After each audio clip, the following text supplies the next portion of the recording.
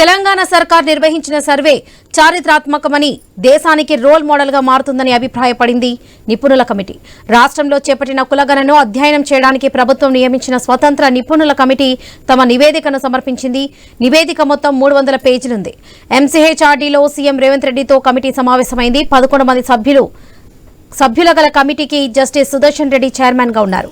Survey scientific గా, authentic గా, reliable గా ఉందని అభిప్రాయపడింది. కమిటీ సర్వే ఫలితాలను అధ్యయనం చేసింది. ఇది కేవలం డేటా కాదని, ఇది తెలంగాణ మెగా హెల్త్ చెకప్ గా పేర్కొన్నారు సీఎం రేవంత్ రెడ్డి.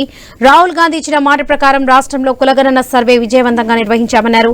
తెలంగాణలో బలహీన వర్గాలు అభ్యున్నతికి, సామాజిక న్యాయాన్ని అమలు చేసేందుకు నివేదిక ఉపయోగపడుతుందని అభిప్రాయపడ్డారు సీఎం.